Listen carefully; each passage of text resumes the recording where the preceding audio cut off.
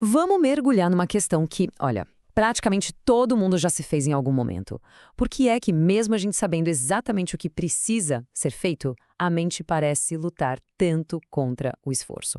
Existe uma sensação que é muito familiar para muita gente. A mente sabe com toda a clareza qual é a tarefa, mas o corpo parece que busca qualquer distração como se fosse o refúgio.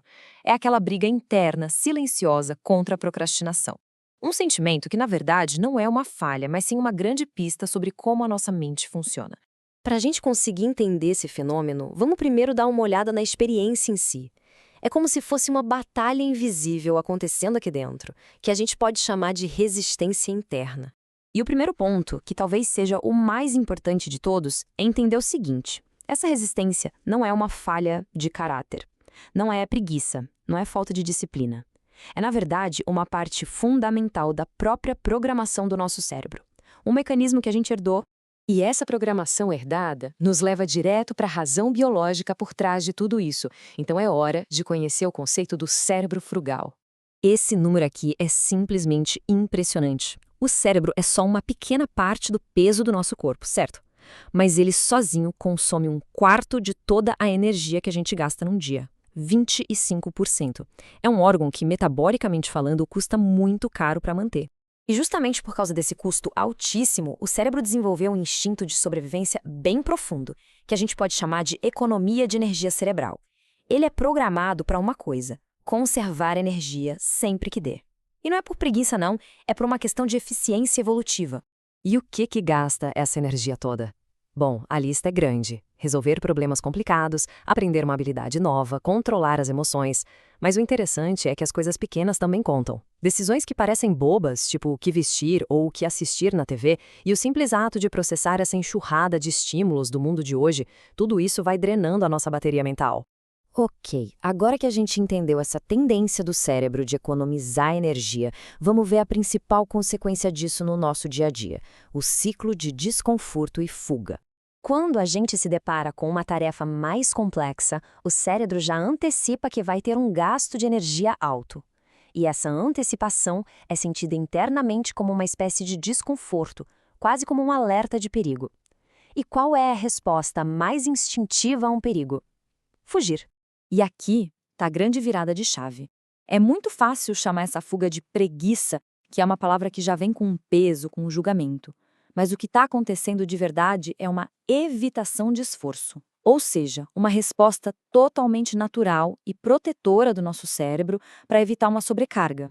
Esse processo tem até um nome: é a fuga atencional. E ela acontece em 3 passinhos bem simples. Primeiro, a gente encara a tarefa complexa. Segundo, a gente sente aquele desconforto cognitivo. E terceiro, a mente, quase que no piloto automático, foge por uma distração bem mais simples, que gasta pouca energia, como dar uma olhadinha no celular ou abrir uma rede social. Só que o cálculo que o cérebro faz não envolve só a energia. Tem um outro fator muito poderoso nessa equação, que muitas vezes desequilibra tudo: a competição das emoções.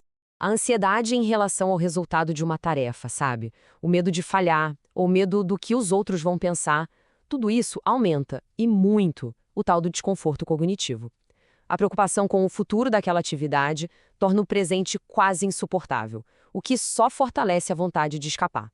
E essa tabela aqui resume perfeitamente a batalha interna. De um lado, tem o esforço prolongado. A recompensa está lá longe, é incerta, o sentimento agora é de desconforto e dúvida, e o gasto de energia é altíssimo. Do outro lado, o prazer imediato. A recompensa é agora, garantida, o sentimento de alívio, de satisfação, e o gasto de energia é baixinho. Fica bem óbvio qual dos dois lados tem uma vantagem mais imediata, né? Isso tudo nos ajuda a separar duas coisas que a gente costuma confundir muito. Dificuldade real é uma coisa, é quando faltam as habilidades ou os recursos para fazer algo. Agora, resistência emocional é outra. É quando a gente evita uma tarefa não por não conseguir fazer, mas por medo. Medo de falhar, medo da mudança ou medo do julgamento. E muitas vezes o que nos paralisa é essa segunda opção. Entender esses mecanismos todos, o biológico, o cognitivo, o emocional, nos permite fazer uma transição de perspectiva que é fundamental. É sair da culpa para chegar na responsabilidade.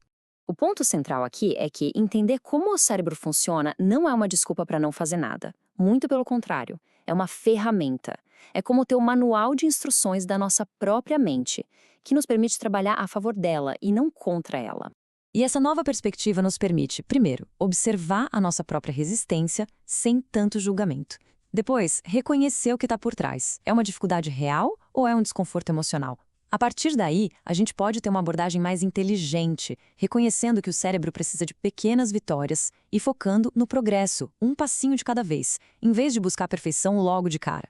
No fim das contas, ter responsabilidade mental não é sobre ter uma força de vontade de super-herói. É a habilidade, que a gente desenvolve aos poucos, de navegar a nossa própria resistência interna com mais consciência e principalmente com menos culpa. É transformar esse conhecimento todo em uma ação mais intencional no nosso dia a dia,